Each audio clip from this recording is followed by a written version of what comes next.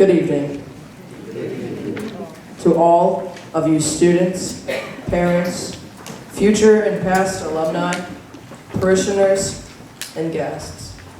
I'm the spirit of this building, and I've been around for 100 years. Yes, you heard me correctly. I'm 100 years old. And believe you me, after 100 years of life and love, this old building has stories to tell, and I'm here to tell them. But first, let me introduce you to an old friend of mine. This is the spirit from the old St. Peter and Paul School that eventually turned into St. John's School, and she will help me tell the story. Hello, everyone. It's been a very long time since I've seen anyone. I'm so glad you're here. I'll first take you back to 1874, 40 years before this building was even built, when Bishop Tubby was visiting Father Tabbert. Our scene is the old St. John's Church, across the highway from here and on the hill on the corner of Worth and Leonard Street. On the occasion of the Silver Jubilee of the Men's Society from St. John's.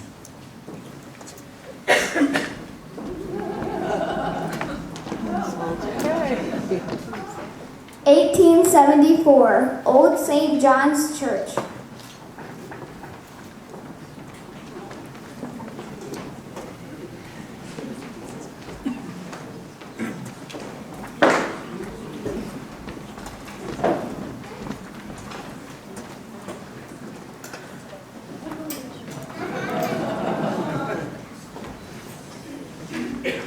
Well, this is certainly a joyous occasion.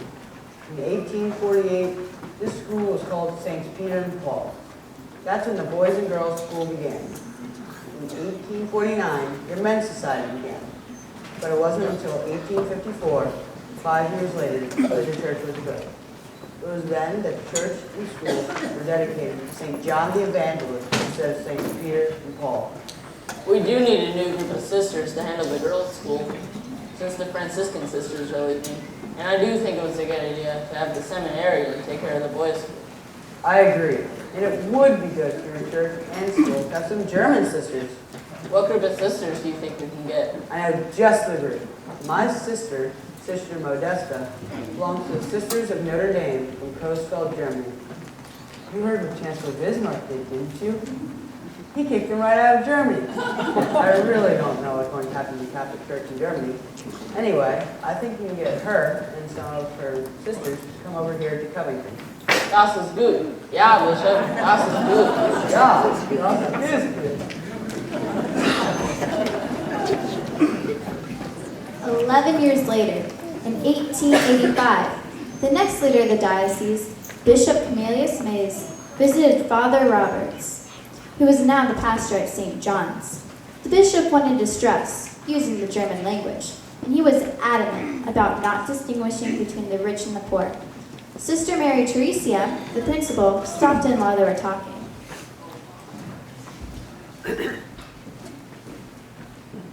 "1885, church office.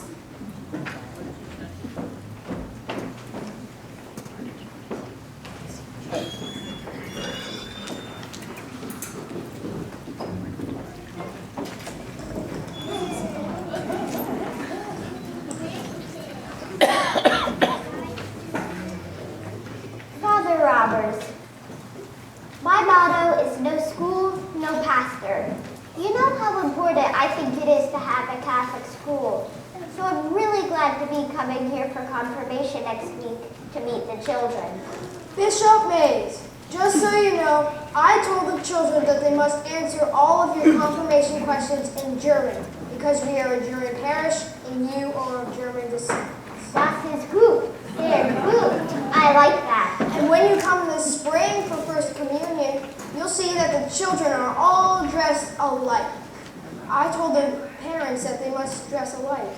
And I don't want there to be any distinction between the children who have more money and the children who are poor. And I want to stress that the sacrament is more important than the clothes a child wears. Das ist gut.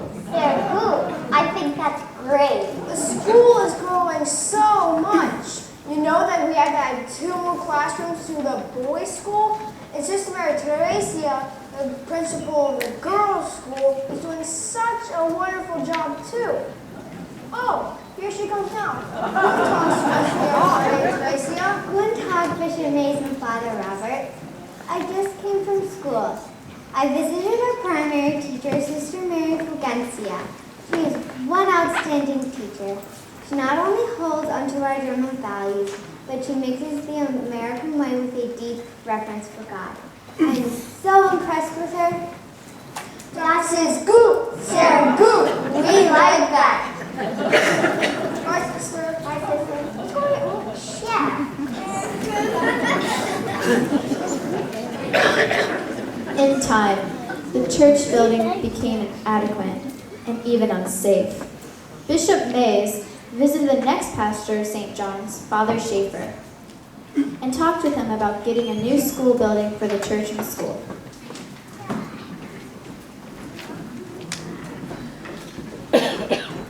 (1906) Church office.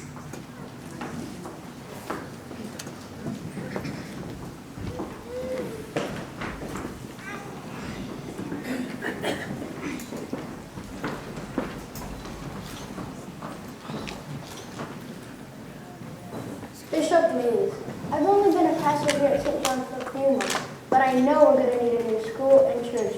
The hillside continues to cause problems for our buildings. Putting more money into it wouldn't make any sense. Guess what, Father Schaefer? I think I can get the Morgan's Hill property over on Lexington Pike for $7,000. Old Colonel Morgan has died of cholera, and his old crumbling mansion and land is now up for sale. Das is good. They're good. Come on, let's go get lunch.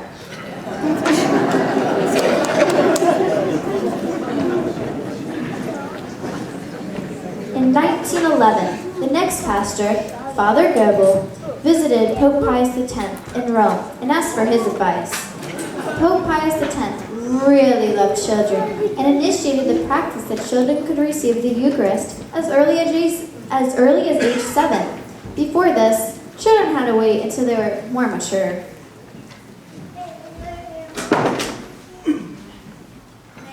1911, the Vatican.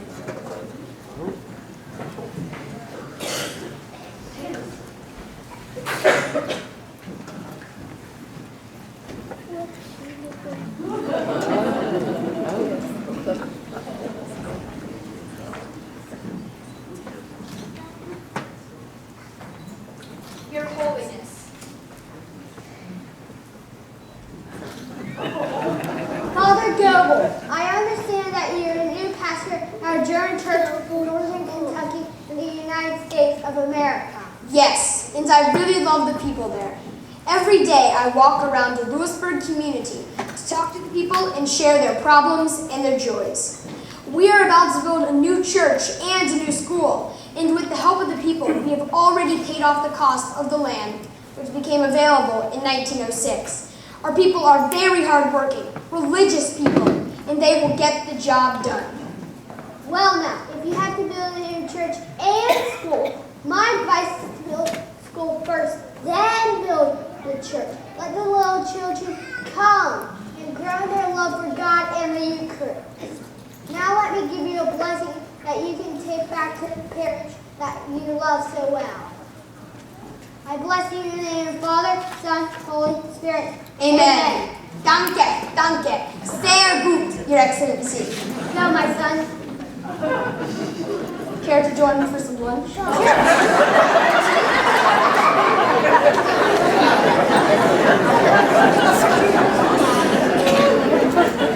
Please look in your programs and sing God is Building a House.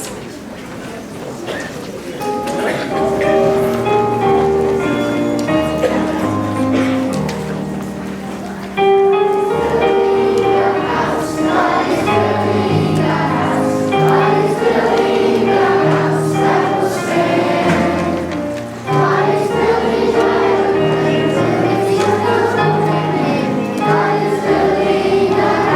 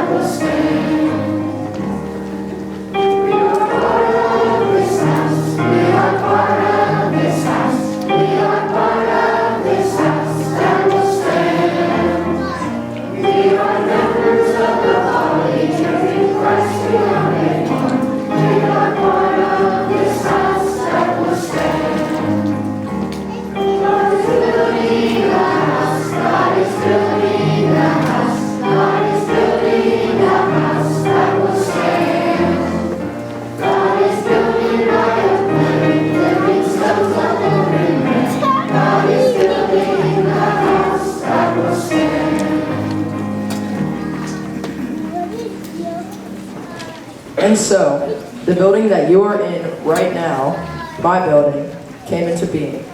Let's visit the school on the date of its first open house, when a newspaper reporter was talking to some of the sisters and a few of the school children and their parents to see what they thought about it.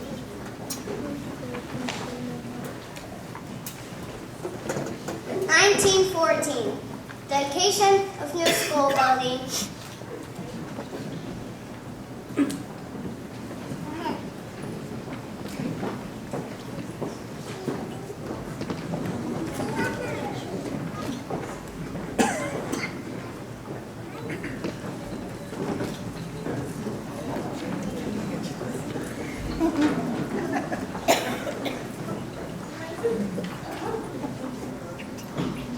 So, this is what I'm going to write in the newspaper. Tell me if you think I should change anything. This school on Pike Street is one of the most handsome, most practical, and modern school buildings in the city. This building presents a splendid appearance and is of the English Gothic style of architecture. It is a combination church and school with 8 spacious classrooms, 2 large meeting rooms, and an auditorium with a seating capacity of 600 people. The auditorium will serve as the parish church until one can be built. It's amazing how this hard-working parish was able to, over the years, constantly collect small sums to actually pay for 2/3 of this $60,000 building right now. It is amazing. We have 246 students, and this building will be perfect. The other sisters and I are going to move into a small house closer to the school, so we don't have to walk too far. But it's very small. We'll have to get a place a little larger soon. Father Gobble will live in the school building until a more suitable residence can be built. Then maybe we'll move into the school building. Well, parishioners, what do you guys think about the new school building? I think it's great. I think my kids will absolutely love going here. Me too. I bet we'll all love going here too. And it's so big. It has 3 floors and the cafeteria is so big. I think we'll all really enjoy going here. It's so big and spacious.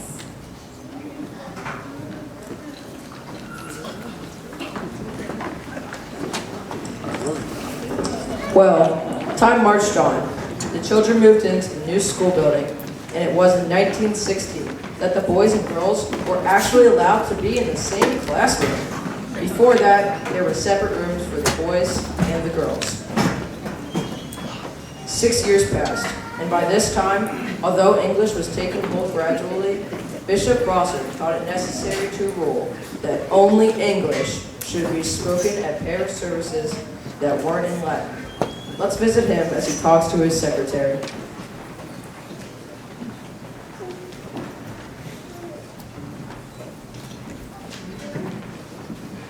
(1920) Bishop's office.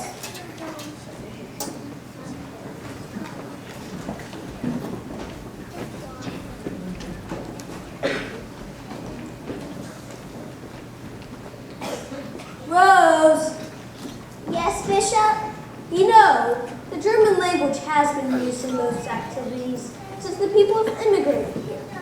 People still go to confession in German. And except for when Latin is required, the people pray in German. But that is gradually changing on its own. This letter that I'm writing should help the transition along. It requires the use of English. I'm also telling the parishes that they are to have established boundaries. Write that down. I'll write that down. That should clarify things for the people and lessen the stigma of national parishes, where some people do not feel welcome. At least I hope so. Okay, let's go.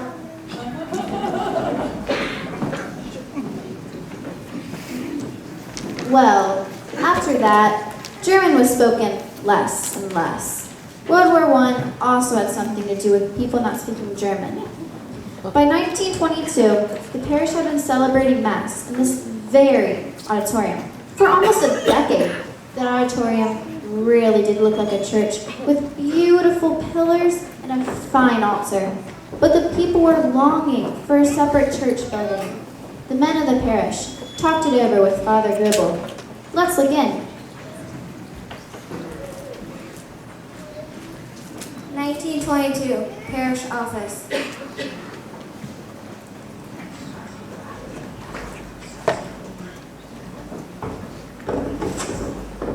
Guten Tag, Mr. Hankin. Father Gobler. Guten Tag. Guten Tag, Father Hansis. Father Hankin. Mr. Sushanek.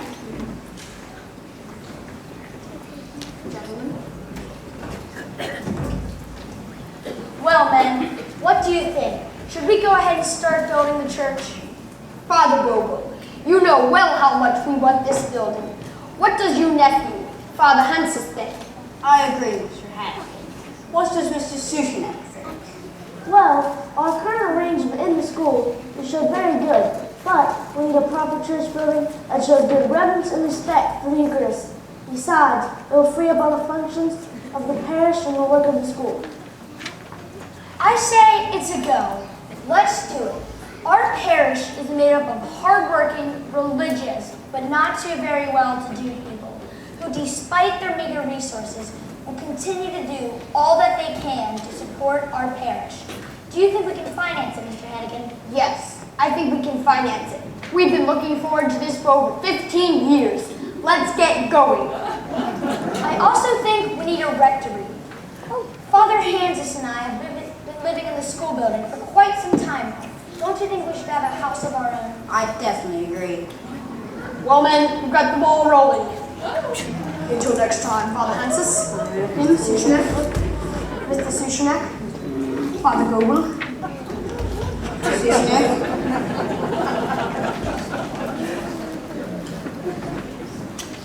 So the church was built, and on November 6, 1924, parish members moved the church furniture from the school auditorium into the beautiful new building, leaving a great big auditorium for the school and parish. The priests also moved into the new rectory, and the sisters moved into the school. Please join us in singing All Are Welcome.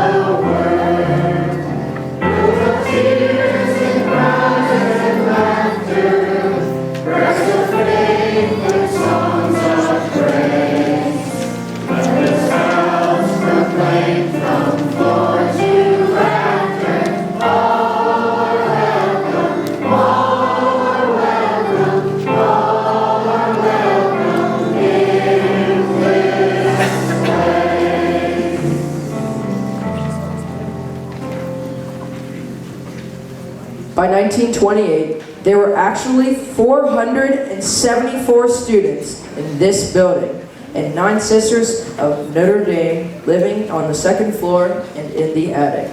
I heard that it was quite cozy. They were a happy group of people, and I liked them living in my building. They took good care of it, and they were sacristans in the church. And one of them even played the organ.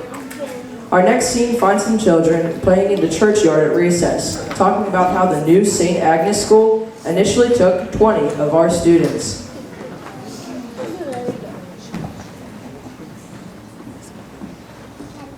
"1931 school playground.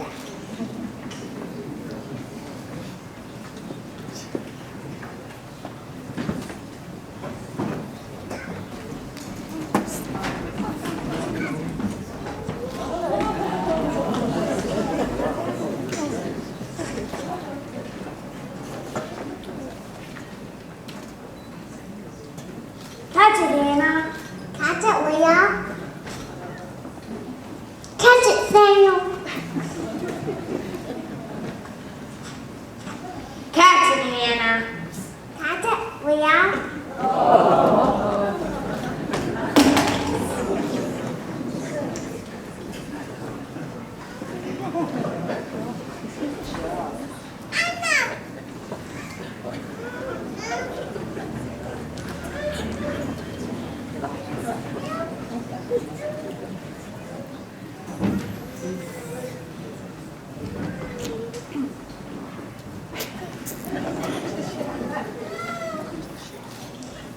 Catch it, Samuel.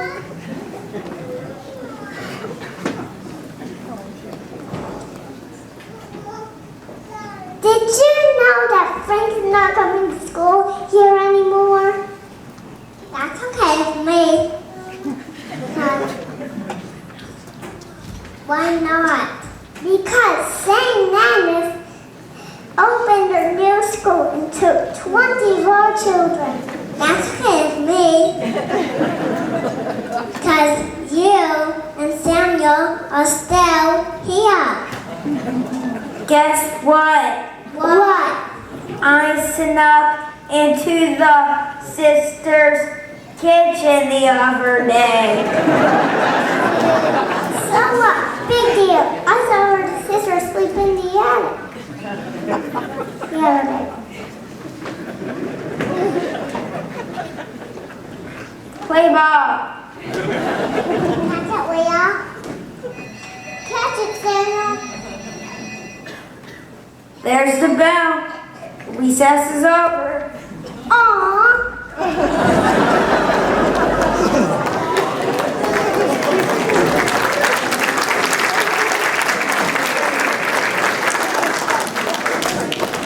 Over the years, various improvements were made on the school. In 1936, the one that the students were really excited about was the new drinking fountain. 6 students could drink simultaneously at it. Also, 2 new stokers were installed to automatically feed coal to the furnace, and the heating tunnel from the school to the church was enlarged. In 1937, the Great Flood came and affected all the people in northern Kentucky and Cincinnati. Some families and their furniture moved into this very auditorium to escape high water levels in their house. The flood was so terrible that it was talked about for many, many years. Let's visit Mrs. Hannigan, Smits, Bachweg, and Zembright in the auditorium as they collect food for war-torn Europe.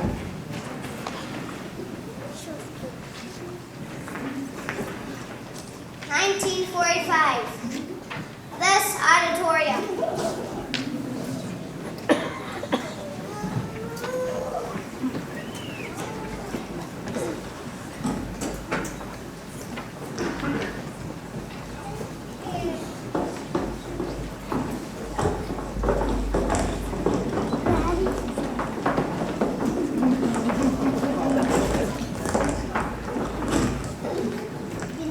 This room has served a lot of purposes over the years. It sure has, and flood refuge is just one of them. Remember the 37 flood? When 10 families moved in furniture, clothes and all, we helped them a lot through their awful situation. We did, didn't we?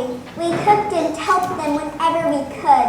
And and the sisters cooked and cleaned and did laundry for them as well as babysat sometimes. Then the war came and this auditorium was used as a rationing center, and the sisters distributed ration coupons for the war effort. And now we're having this huge food drive for the suffering people in Europe. These kinds of collections has always marked our school as helping others. Yes, this room has surely seen a lot of activity in addition to having been a church, a place for plays, festivals, and other entertainments. Here come the children. Hi, Gabriel. I have a can of mac and cheese. Thank you. I have a can of vegetables. I have a can of sliced. Thank you. I have a can of candy. Thank you. Bye.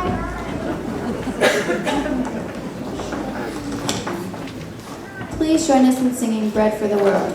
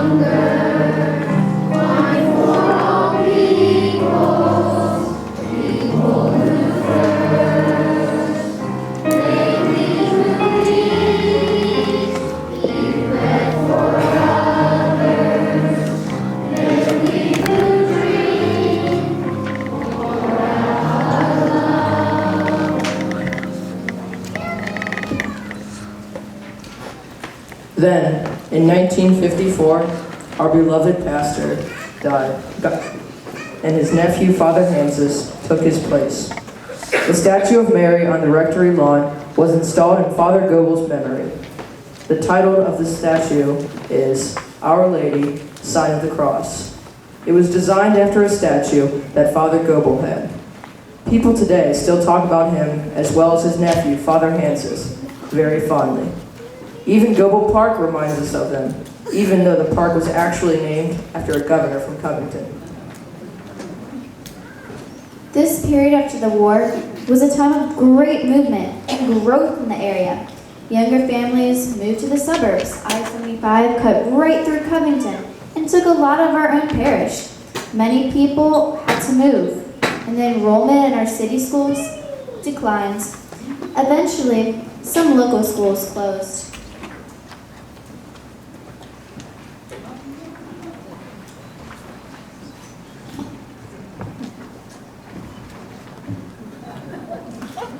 In 1962, Mother of God School closed.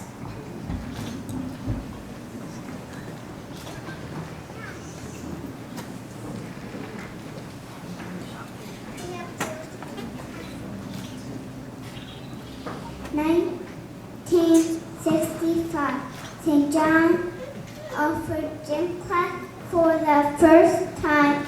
Their school became famous for volleyball and basketball. There were 357 students in the school.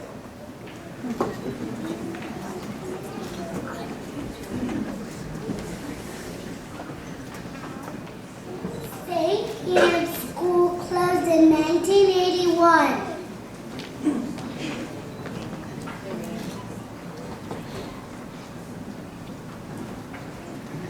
Father 1985.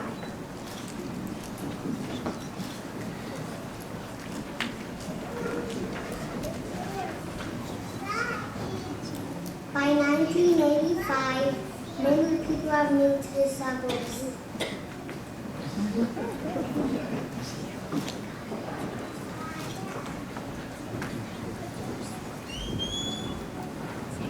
Because of school closings, the flight to the suburbs, and the drop in enrollment, the pastors from St. John's, St. Anne's, Mother of God, and St. Boniface and James eventually got together to see what could be done to keep Catholic education available for children in their parishes in the city.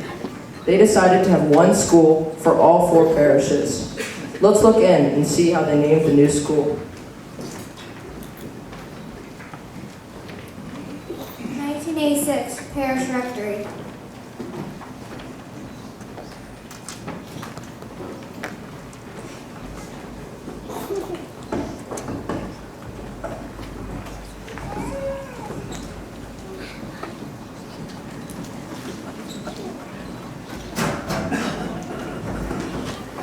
It's all settled in.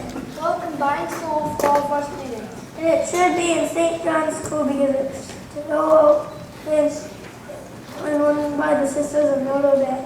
But we're going to have to give the school a new name. I think the kids and the parents would be more excited about joining a school if it has a new name. Then what shall we call it? How about United Saints School? No kidding, right? I think we should call it Notre Dame Elementary. That sounds better. What about Our Lady of Covington? Or World of Learning? Or Covington, or Central Covington Catholic? How about Father Gobel's school? Or Mother Teresa's school? And so it went on and on. And after much discussion and consultation, it was decided. I've been thinking, how about Prince of Peace School? Yeah, that sounds good. Now all we need is the permission of Bishop Hughes and Father Hallahan, the superintendent of Catholic schools. Sure.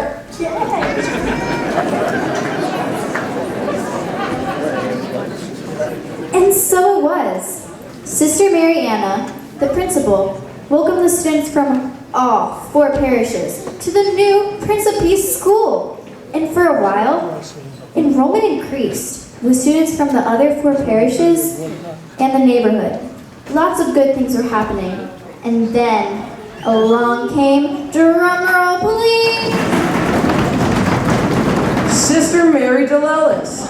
Sister was little, but she was dynamite. She was able to get financial support from just about anybody, from happy ex-parishioners like the Zembrooks, who were very generous, from acquaintances near and far, and from Alda Barber, Blank's Pharmacy, and Finke's Market, just to name a few stores where her piggy banks were famous.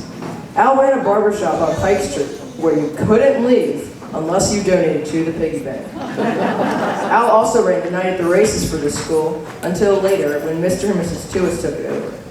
Even more famous than the piggy banks were Sisters Pick-a-Stick Thursdays.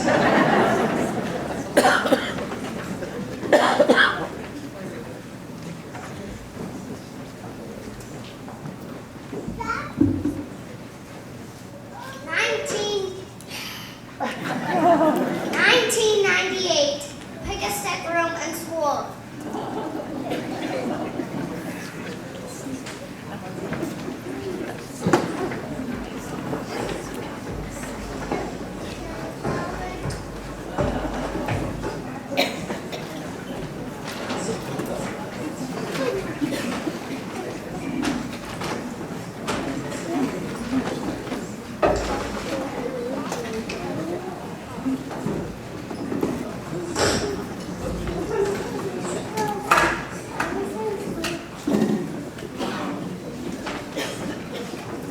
Maybe this should go here.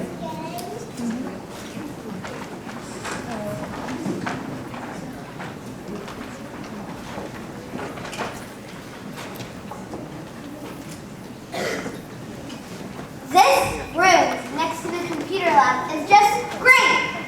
We can store all our and the children can bring down the quarter every Thursday and in all probability win a prize. I'm so grateful, Leonette, that you, Dave, and Miss Claymire can help. Did you know that the children called you and Mr. Bockwood Mr. and Mrs. Pickastick? I like the name, and I like spending time with all these nice children, and I like collecting all these nice prizes. Even if the child doesn't have a quarter, they should still be able to pick a few sticks. It's unusual for a child to not get a prize. That's the way I like it. Fun for all and help for the school.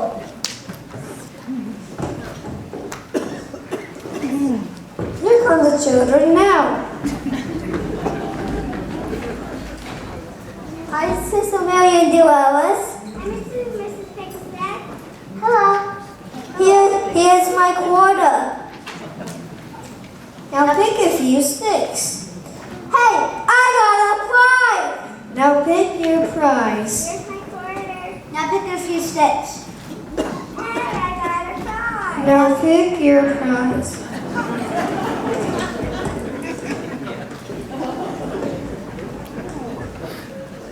Come back next week. You're welcome.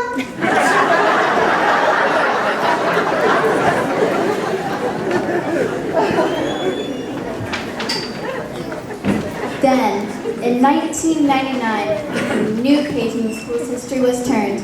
Let's look in on a meeting with Superintendent Bowman, Sister Sharon, and some others who were very interested in introducing Catholic Montessori into one of the Catholic schools in the diocese. Miss Amy Milburn, Drew's mom, was among them, as was Charlie Martin Branch and Sharon Menke.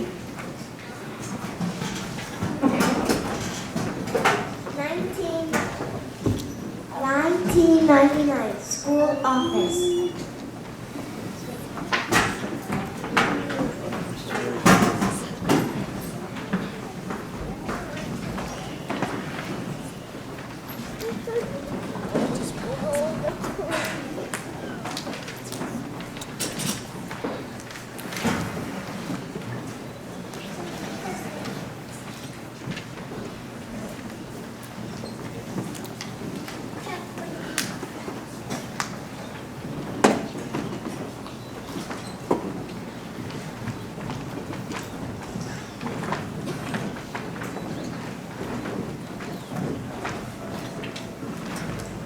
Hello. Hello, Miss Maggie. Hello, Miss Miller. Hello, Miss Britt.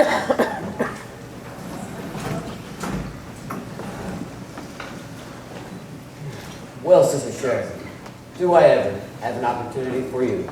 Some parents have approached me as superintendent of Catholic schools wanting to start a Montessori program in the diocese.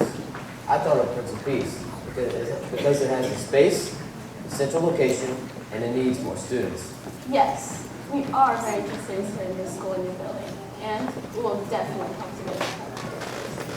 Okay, so let's talk about how this might work. It would all start out in a classroom of 6 to 9-year-olds. They can move into one of the empty basement classrooms. That will be an integral part of this school, and you will be the principal. Sounds good so far. Let's get going. All of us will help, sister. Here's our phone.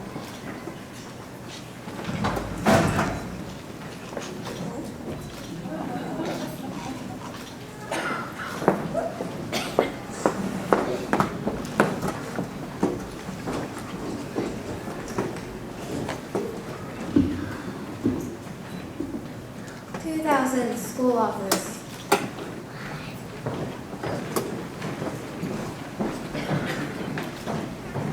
The M1 class is working out great in the basement classroom, and Miss Lemon is a wonderful Montessori teacher. Because the program is growing, I think we need to open an M2 class. Good idea, Sister Sharon. How about moving the Montessori rooms upstairs? That will take a lot of work. We'll have to move the library in the basement and find another place for the material center and the art room. But we can do it if we have enough help. I'm sure they'll get it. These mothers really want the program to grow, and so do I.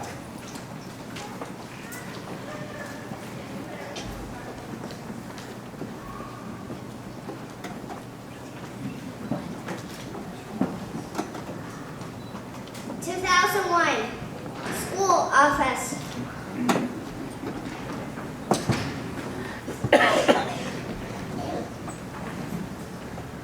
The library is looking out great in the basement, and we have a wonderful computer lab down there.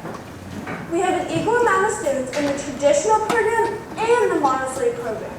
Because the program is still growing, I think we need to open another M1 class. Go for it, Sister Sharon. You're doing great.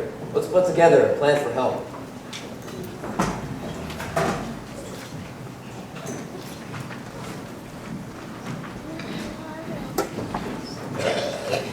Montessori program was in fact doing quite well. Sister Mary Suzanne helped open an M3 class for 7th and 8th grade students in 2004, and in 2007, another M2 class. In 2011, it was decided to open a pre-primary class for students aged 3 through 6, and another one in 2013. By 2012, the traditional program was joined with the Montessori program to create one unified teaching program in Prince of Peace Catholic Montessori School. That brings us to today, 2014. 2014, right here, right now. Bishop Boyce, Father Mick, Father Schaefer, Father Hartman, the 4 parishes, Sister Mary Suzanne, and all the sisters of Notre Dame, the teachers, students, families, and community are all determined to continue the fine education begun in this building 100 years ago. 100 years of hard work by parishioners, pastors, and the sisters of Notre Dame. 100 years of vision, enthusiasm, and spirited parishes. 100 years of changes, learning, fun, technology, and struggles overcome. What's even better, it has been 100 years of participation in spreading the good news of Jesus Christ. Certainly the best reason of all to celebrate. So let's do it now.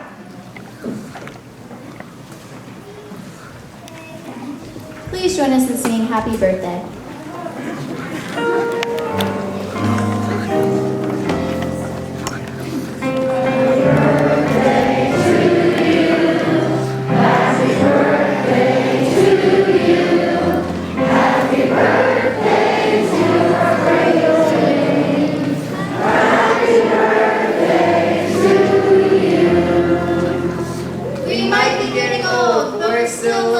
To an exciting future here. How about all you? Let's hear for Prince of Peace.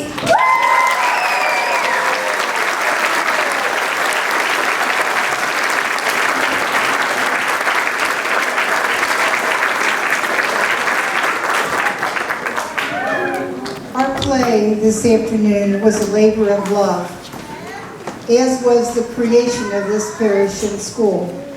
This school was not built by just a construction company, or a parish, or a pastor, or a group of sisters, or the lay teachers, or the staff, or a list of donors, or even the bishop, or the parents, or the staff, and the students. This school was built by the love of God, alive and active in all of us who want the best in Catholic education for our children and the community.